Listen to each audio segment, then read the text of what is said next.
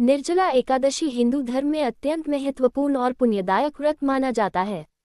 यह व्रत ज्येष्ठ मास की शुक्ल पक्ष की एकादशी तिथि को आता है।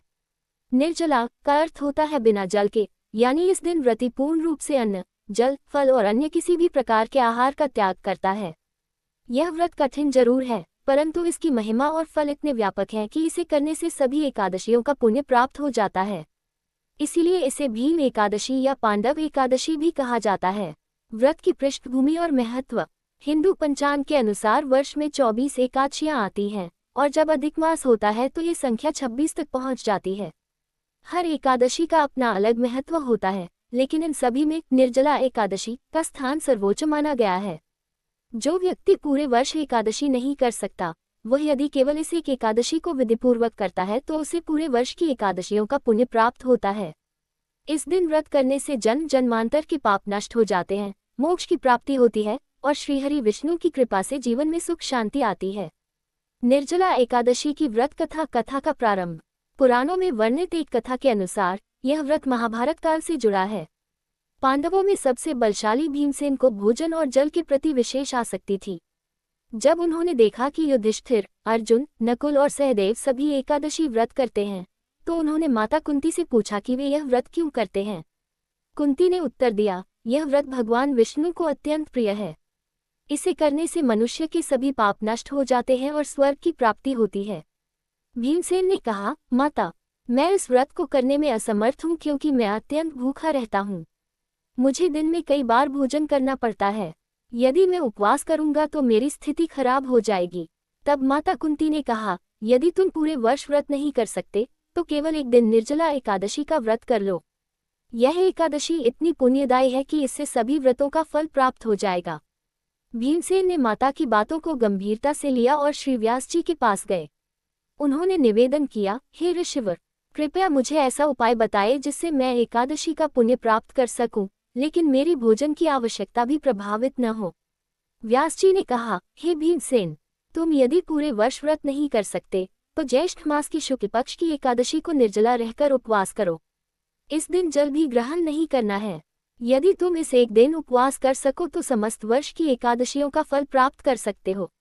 भीमसेन ने वचन दिया कि वह इस कठिन व्रत को करेगा। व्रत की कठिन परीक्षा। निर्जला एकादशी के दिन भीमसेन ने कोई भी अन्न जल ग्रहण नहीं किया। प्रचंड गर्मी में बिना जल के दिन बिताना उनके लिए अत्यंत कठिन था, लेकिन वे अडिग रहे। संध्या समय वे श्री व्यास जी के पास पहुंचे। उनके शरीर में जल की कमी और कमजोरी थी, लेकिन चेहरा तेजस्वी था। व्यास जी ने प्रसन्न होकर उन्हें आशीर्वाद दिया और कहा, हे भीम, तुमने ये कठिन व्रत पूर्ण किया है। तुम्हें समस्त वर्ष की एकादशियों का पुण्य प्राप्त होगा। तुम्हारे वंशज इस व्रत को करेंगे और स्वर्ग के अधिकारी बनेंगे। व्रत की विधि। निर्जला एकादशी की व्रत विधि बहुत ही कठोर होती है। व्रती को एक दिन पूर्व दशमी तिथि को ही सात्विक भोजन करके संकल्प लेना चाहिए। फिर एकादशी तिथि को ब्रह्म मुहूर्त में उठकर स्नान आदि करके व्रत का संकल्प करें। पूरे दिन अन्न, जल, फल, दूध कुछ भी ग्रहण नहीं करना चाहिए। यहाँ तक कि जल भी नहीं पीना चाहिए, तभी यह व्रत पूर्ण माना जाता है। दिन भर भगवान विष्णु की पूजा करें। श्रीमद्भगवद गीता, विष्णु सहस्रनाम का पाठ करें। रात्रि को जागरण करें और अगले दिन द्वादशी को दान पुण्य करके व्रत का पारण करें। व्रत के लाभ। 1. पापों का नाश। यह व्रत करने से पूर्व जन्म और इस जन्म के समस्त पाप नष्ट हो जाते हैं। 2. दीर्घायु और स्वास्थ्य। यह व्रत करने से व्यक्ति को दीर्घायु, उत्तम स्वास्थ्य और मानसिक शांति प्राप्त होती है। 3. धन धान्य की प्राप्ति। भगवान विष्णु की कृपा से घर में सुख समृद्धि का वास होता है। 4. मोक्ष की प्राप्ति। जो व्रती पूर्ण श्रद्धा और भक्ति से यह व्रत करता है, उसे मोक्ष की प्राप्ति होती है। द्वादशी को पारण की विधि। निर्जला एकादशी का पारण द्वादशी तिथि को सूर्योदय के पश्चात किया जाता है। इस समय जल पीकर व्रत का समापन किया जाता है। यदि संभव हो तो ब्राह्मणों को जल से भरे घड़े, छाते, वस्त्र, फल, शक्कर, दक्षिणा आदि का दान करें।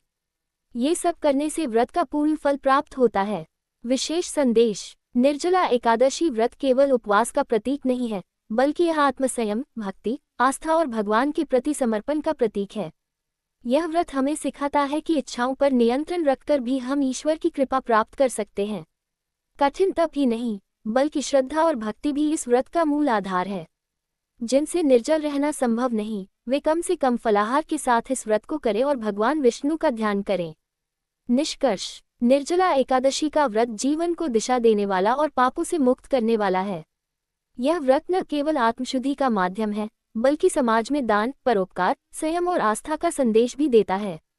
भीमसेन जैसे बलवान पुरुष ने जब इस व्रत का महत्व समझा और इसे निभाया, तो हम जैसे सामान्य मनुष्यों के लिए यह एक प्रेरणा बन जाता है।